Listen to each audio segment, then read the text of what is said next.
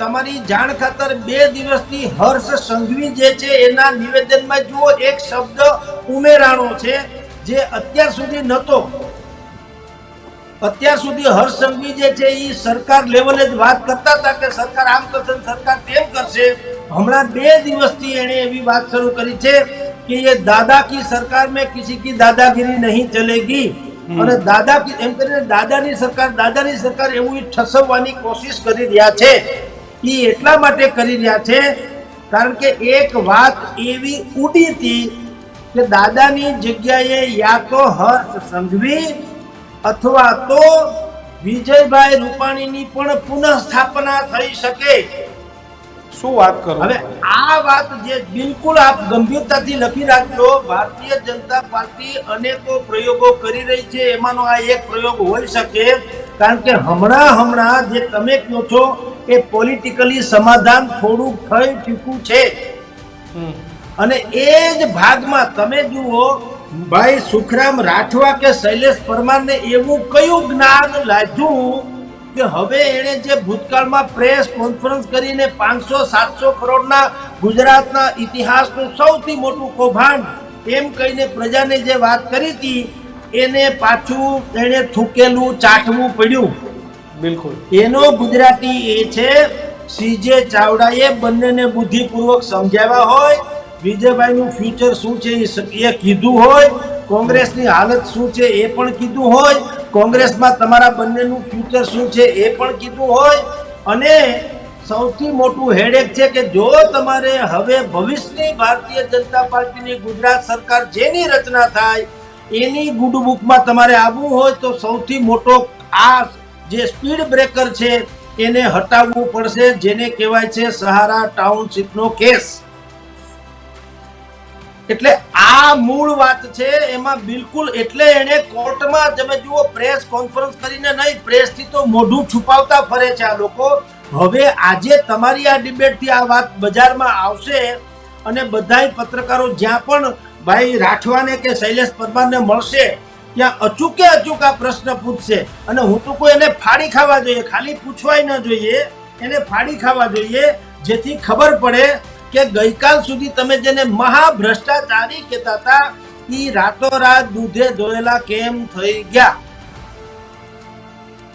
એટલે આખું બદલાયેલું પરિમાણ છે. રાજકીય સ્થિતિ બિલકુલ પ્રવાહી છે અને બધી ફરી રહી છે.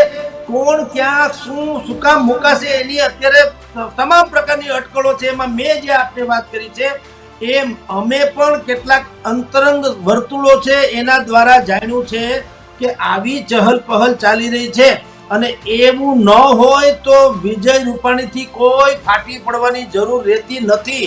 આપની જાણ ખાતર એમાં રાજકારણીઓ દયા ખાય એ વાતનો તો માલ જ માત્ર એ ભૂલી જાઓ કે એ દયા ખાય, એ તો માલ ખાય, બાકી કોઈ દિવસ દયા ન ખાય. એટલે હવે વિજયભાઈ રૂપાણીની કોઈએ વિનંતી કરી હોય ને એ પાછો કેસ ખેંચી લે એવી વાતનો કોઈ મતલબ નથી. 100% વિજયભાઈ ઉગતો સૂર્ય છે. કોઈ પણ કા સંગઠનમાં કા સરકારમાં, બેમાંથી એક. યા તો એ સંગઠનમાં આવે મોટા પાયે તો પણ સંગઠનમાં અત્યારે તમે જુઓ ભાઈ છે CR પાટીલ છે એને કારણે સંગઠન જે કિરકિરી થઈ ચૂક્યું છે, અનેકો જૂથમાં વેચાઈ ગયું છે ભારતીય જનતા પાર્ટી અને બેસુમાર હદે તમામ ધારાસભ્યોથી માંડીને ભારતીય જનતા પાર્ટીના નેતાઓ એ અનેક પ્રકારની વિખવાદ થાય કે વિવાદ થાય એવા નિવેદનો કરી રહ્યા છે. એટલે આ આગામી સમયના એંધાણ છે અને એંધાણના ભાગ રૂપે જ આ ઓપરેશન પાર પડ્યું હોઈ શકે. અંશ ભારદ્વાજ અભય ભારદ્વાજના સુપુત્ર છે પણ કોઈ કથા કોઈ વિજય રૂપાણી હોય કે અંશ ભારદ્વાજ હોય, રાજકારણીઓ કોઈની શ્રેય શરમમાં એવી રીતે આવીને લાલા લોટે તો લાભ જોઈને જ લોટતા હોય છે. તમે એવું માની લ્યો કે કદાચ શૈલેષ પરમારની લાલચ હતી પણ વિજયભાઈને હું લાલચ હતી કે માફી માંગીને આપી દીધી ને એવડું મોટું મન રાખી દીધું. કોંગ્રેસ જે કોંગ્રેસના નેતાઓને કહેતા હતા કે હું નહીં મૂકું બદનક્ષીનો દાવો કરીશ, વિજયભાઈનો ઇન્ટરવ્યુ કરવાના ગાંધીનગર હું હતો અને કર્યું પણ ખરી. તો વિજયભાઈને કેમ દયા આવી ગઈ? સાહેબ વિજયભાઈ છે તો રાજકારણી ને અને આગ લાગે ને ધુવાડો એમને ન નીકળે, કાંઈક તો હોય જ. આ લોકો રાજકારણમાં આપણા જેવું નથી હોતું દીક્ષિતભાઈ, કિશનભાઈ. આપણે જિંદગી આખી કઈક માથાકૂટ થાય તો આપણે કાં તું નહીં કાં હું નહીં એવું કરતા હોય તો આપણામાં સમાધાન ઓછા થાય. પણ આ લોકો કેવા હોય છે, એ એમ કે છે કે જો ભૂલ જો થાય મિત્રોની તો માફ કરાય, જીભ કચડાઈ જાય તો કઈ દાંત તોડાય નહીં. બહુ સાચી વાત. એ લોકો આમ માનતા હોય છે. એ આ સમય વર્તે સાવધાનમાં ચાલતા હોય છે, એમ કે કેવો સમય ને સાવધાન.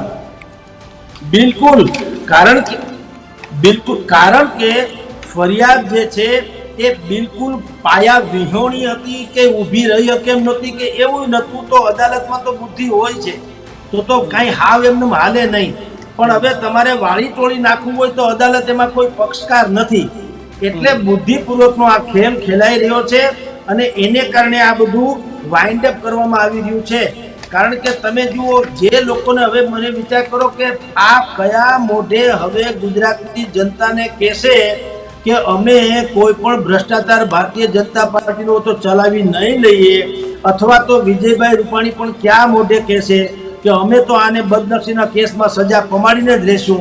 આ બેય દાવા કર્યા હતા, પણ તમે જુઓ બેમાંથી એકેયને એના ચહેરા ઉપર ક્યાંય તમે શરમનો છેરડોય ભાળ્યો. એ લોકો મજા કરે છે, એને બધાને હાટા ડોઢા કરવા છે. અને આપણે જેમ પેલા સમયમાં કહીએ છીએ ને કે પુરાવો કોઈ પણ નકર નથી મળતો, મળે છે નાગ પણ શંકર નથી મળતો. અરીસામાં નહીં શોધો તમે માણસ, બહાર હોય એ અંદર નથી મળતો. આ બધા આ ટાઈપના માણસો છે.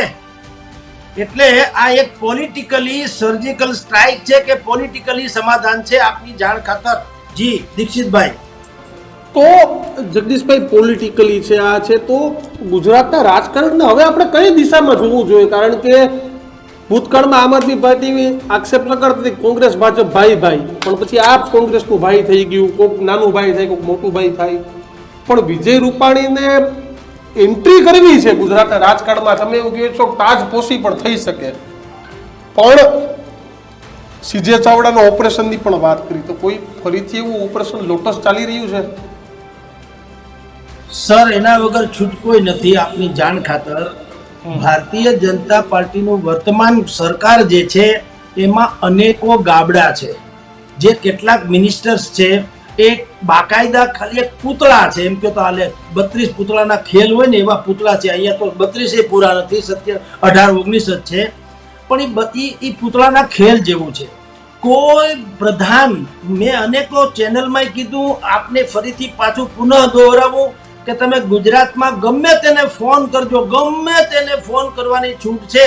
આખા પ્રધાનમંડળનું નામ બોલી જાઓ, ચોથું ને પાંચમું આવશે ને ત્યાં તો બસ થાકીને ટે થઈ જશે. કોઈ નામ ખબર નથી, મંત્રીના બધાના નામ ખબર નથી, તો એનું કામ કેવું છે તમે સમજી લ્યો. એટલે આ કોઈ પણ ભોગે આ જે આખું સડીને સત્યાનાશ થઈ જાય એના કરતા બિલકુલ રિવાઇવલ કરવું પડે એમ છે, જીર્ણોદ્ધાર કરવો પડે એમ છે. એટલે સીજે ચાવડા અને અર્જુન મોઢવાડિયા એનું તો ઘણા સમયથી જ્યારથી કોંગ્રેસમાંથી ભાજપમાં ત્યારથી કહેવાય જ છે કે મંત્રીમંડળમાં આવવાના છે. તો અર્જુનભાઈ ને સીજે ચાવડામાં કહેવામાં આવ્યું હોય કે જે સારા છે, માની લો કોંગ્રેસમાં સારા એટલે કે એના બળબૂતા ઉપર જીતી શકે ને હોળે હરાવેલા. હારા એટલે દૂધે ધોયેલા નહીં. રાજકારણમાં હારાની વ્યાખ્યા જુદી છે. આપણે ત્યાં સારા એટલે નિષ્કલંક. રાજકારણમાં એવું ન હોય. રાજકારણમાં એવું કે દુનિયાભરના કલંક હોય છતાં પણ એ પોતાના માથું મારીને જીતી શકે એને સારા કહેવાય. તો આ એને ઓપરેશન સોંપવામાં આવ્યું હોય કે કોંગ્રેસનું અત્યારે પણ બહુ કોઈ ફ્યુચર નથી. આપની જાણ ખાતર એક બીજી વાતે કરી દઉં, કોંગ્રેસ અત્યંત પાવરફુલ સ્થિતિમાં વચ્ચે આવી ગઈ હતી જ્યારે જિગ્નેશ મેવાણીએ યાત્રા વગેરે કાઢી હતી બધાની.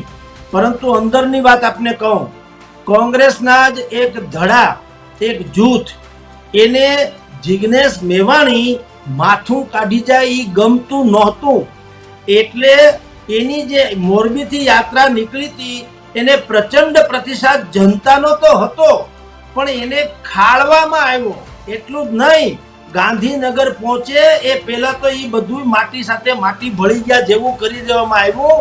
અને ભાઈ જિગ્નેશ મેવાણીને ઉત્તર પ્રદેશની કે ક્યાંકની કાશ્મીરની જવાબદારી સોંપી દેવામાં આવી, જેથી કરીને અહીં નડતા મળે. નડતા એટલે કે જળહળતા મટે.